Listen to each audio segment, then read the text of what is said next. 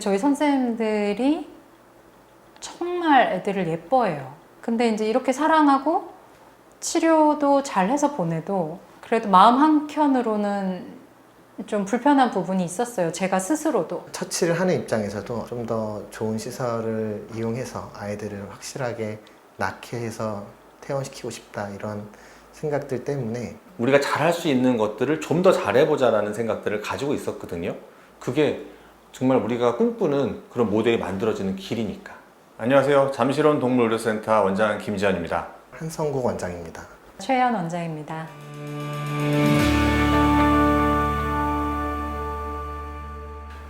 저희가 이 자리에서 병원을 한 지가 올해로 이제 10년 차에 접어들었거든요. 그동안 병원을 운영을 해오면서 사실 아쉬웠던 부분들도 많이 있었어요. 이제 우리 아이 잘나서 너무 좋아요. 이 병원 너무 좋아요. 선생님들 너무 좋아요. 원장님들 좋아요. 이러시면서도 근데 공간이 좀 강아지 소리가 많이 들려요. 고양이 입원장이 그때도 따로 있기는 했는데 그때는 방음시설이 완벽하진 않았거든요.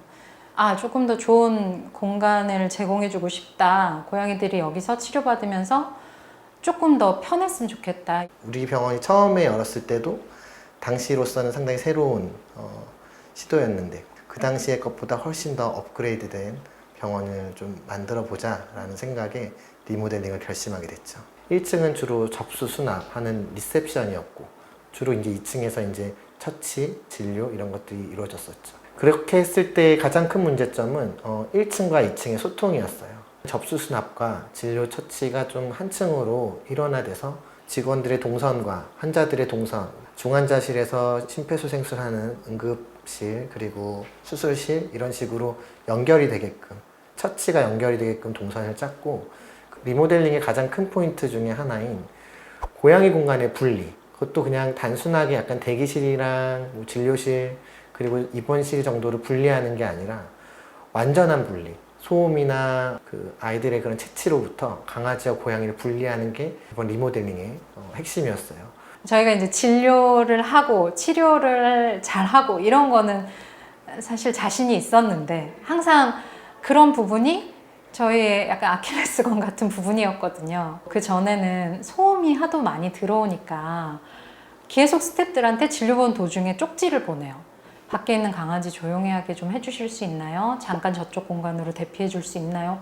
혹시라도 아이들한테 스트레스가 되지 않을까? 사실 저희도 계속 너무 신경을 쓰고 있었는데 지금은 일단은 소음이 거의 완벽하게 차단이 돼요. 여러 가지 이런 빛의 조도랄지 여러 가지 이런 소리의 울림이랄지 공기의 순환이랄지 이런 것들도 저희가 세세하게 아이들의 그런 본능적인 부분에 맞춰서 디자인을 했거든요. 뭔가 치료적인 부분에 대한 거에 무기를 하나 더 얹은 느낌?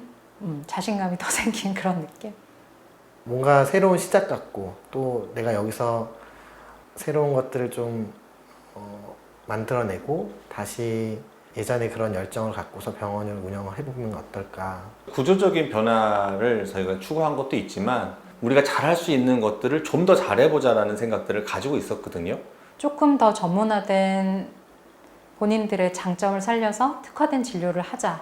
저희 병원에 내원했던 친구들 중에 복동이라는 친구인데 이 친구가 처음에 병원을 내원했을 때 온몸에 가스가 다 차 있고 식도부터 항문까지 완전 가스로 다 차 있어서 소화기 쪽에 어떤 문제가 있길래 이 아이가 이렇게 소화기가 전체적으로 망가져 있느냐, 왜 이렇게 가스가 차 있는 것인가 하면서 아이를 관찰을 했죠. 그랬더니 이 호흡기 쪽이 완전히 기능을 못하는 거예요. 그러니까 계속 하루 24시간 동안 이렇게 입을 벌려서 계속 숨을 쉬는 거죠. 그러면서 소화기에 가스가 가득 찬 거죠. 그래서 이 아이를 제대로 된 치료를 하기 위해서 재운 상태에서 안쪽에 감염체를 채취를 하고 안에 고여있는 이런 분비물을 저희가 세척을 통해서 제거를 하고 그리고 치료를 하면서 아이가 서서히 코가 뚫리고 서서히 제대로 된 호흡을 할 수 있게 되고 냄새를 맡기 시작하니까 스스로 먹을 수 있게 되고 그리고 나중에 재진으로 왔을 때는 체중이 한 50% 정도 불어서 와가지고 보호자분 말씀으로는 얘가 하도 귀찮게 울어가지고 다른 아이들 밥 주는 것도 어려울 정도다 이렇게까지 좋아져서 너무 고맙다고 사실 편지도 써주고 가셨거든요. 고양이 환자들이 코 안쪽의 공간, 이 부비동, 상악동 이런 코 안쪽 공간이 강아지보다는 협소해요.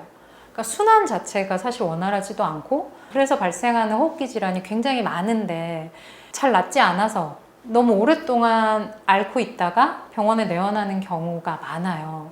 어설프게 약을 먹다가 끊다가 하니까 내성균이 또 생기고 이제 이게 반복되면서 아이들이 잘 안 낫는 거거든요. 그래서 생각을 한 게 제대로 된 검사 프로토콜대로 호흡기 관련된 검사를 하고 진단 결과에 맞는 약을 써서 최대한 빨리 아이들을 낫게 해주자. 이 캣클리닉, 호흡기 클리닉 이거를 우리가 꼭 해야겠다. 제대로 해야겠다. 이런 생각을 했어요. 저희 병원을 제가 이제 운영을 하면서 제가 생각한 것 중에 하나는 일단 우리 병원 문을 열고 들어온 환자는 다 나서 나가야 된다. 낫지 못하고 아픈 채로 나가는 거를 저는 용납할 수 없다. 이런 생각을 갖고 있거든요. 5, 6년 전에 한 케이스가 있었어요. 이제 보통의 경우라면 약물 치료라든지 식이 조절이라든지 그냥 간단하게 치료가 될 환자였는데 설사가 안 낫는 거예요. 어떤 약을 써도 안 낫는 거죠. 찾아보니까 그건 이제 만성 장질환, IBD라고 부르는 혹은 이제 PA라고 부르는 그런 만성 장질환의 하나였고 당시만 해도 그거에 대한 명확한 치료법이나 어떤 처치가 정립되어 있지가 않았습니다. 염증성 장질환이나 단백소수성 장질환에서 가장 중요한 것은 아이가 무엇을 먹었느냐입니다. 대부분의 아이들은 사료를 먹죠. 그리고 간식도 먹고 가끔 뭐 사람 먹는 것도 먹고 땅에 떨어진 것도 먹고 낙엽도 먹고 돌도 먹고 모래도 먹어요. 이상한 걸 먹는 거죠. 근데 그런 과정에서 그런 것들이 장의 면역세포를 자극하게 되면은 그 장의 면역세포가 이상 반응을 보이는 겁니다. 그래서 결국은 그 친구는 이제 계속해서 설사를 하다 보니까 다른 합병증이 발생하게 되었고 그걸로 인해서 이제 숨을 거두게 되었습니다. 상당히 무기력함을 느꼈죠. 어떤 처치를 해도 내가 이 병은 낫게 할 수 없는 것인가? 그러던 와중에 이제 TV에서 우연히 변이식이라는 방법을 이제 저희가 접하게 되었고 그때 또 우연히 이제 미국 학회에 제가 갔을 때 변이식을 엄청난 수의사들, 엄청난 그 저명한 교수님들이 발표를 하고 있더라고요. 그래서 저거라면은 치료하지 못했던 그 환자들처럼 똑같은 케이스가 오면 저런 방식으로 좀 치료해 볼 수 있지 않을까 그런 생각을 하게 되었습니다. 변이식은 이제 건강한 강아지의 건강한 변, 건강한 장내 미생물이 자리 잡고 있는 그 분변을 장내 미생물 불균형이 발생한 강아지에게 이식을 하는 거예요. 분변을 갈아서 이제 튜브를 통해서 입으로 먹이는 방법이 있고 내시경을 통해서 십이지장부까지 이제 진입을 한 다음에 투약을 하는 방법도 있고 이식을 하는 방법이 있고 세 번째로는 이제 직장 쪽으로 접근하는 방법이에요. 직장에 튜브를 넣고 튜브를 통해서 이제 직장에 이식을 하는 방법인데 근데 최근에 이제 상당히 인상 깊었던 케이스는 치와와예요. 치와와가 이제 배가 엄청 불러서 숨을 좀 쉬기 힘들어하고 복수가 가득 찬 채로 내원을 해서 이제 일단은 상당히 기본적인 처치를 하고 시기도 바꾸고 하면서 개선은 되었는데 아이가 이제 몇 달 후에 다시 온 거예요. 다시 복수가 차기 시작한다고. 근데 밥도 너무 잘 먹고 활력도 좋고 심지어 응가도 좋아요. 그래서 이 친구를 약을 먹일까 사료를 바꿀까 고민을 하다가 보호자님이랑 한번 이번에 변이식만 한번 해보는 게 어떠냐 이런 결론에 도달했고 그 세 차례 변이식이 끝난 이후에는 아이는 완전히 정상이 되었습니다. 그래서 이 친구 같은 경우는 흔치 않은 경우인데요. 그 PLE로 인해서 이제 아이들이 사망하게 되는 비율이 한 54% 정도 됩니다. 그래서 돌연사도 할 수 있는 상당히 위험한 질환이지만 적절한 약물 치료와 아이한테 맞는 시기를 찾고 그리고 변이식을 통해서 장내 미생물의 불균형을 개선시켜주면은 충분히 이제 관리 가능한 질환으로 우리가 유지를 시킬 수가 있는 거죠.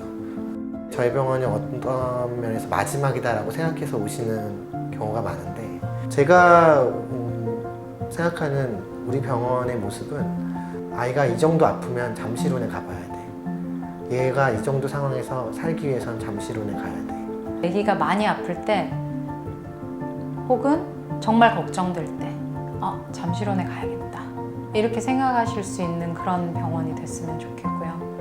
이 수의사라는 직업이 되게 독특한 직업이에요. 의료인이기는 하지만 오히려 보호자님들의 마음을 도닥이는 일이 더 많거든요. 마음이 좀 많이 편해지시고 오실 수 있는 그런 병원이었으면 좋겠어요. 아이들한테 이 작은 거 하나라도 좀 세심하게 신경을 써줄 수 있는 그런 병원이 되었으면 좋겠다라는 거. 그래서 보호자분들이 생각하실 때 잠실원 동물병원에 가서 우리 아이가 한 번의 기회를 더 얻었어라는 그런 신뢰감을 받았으면 좋겠습니다.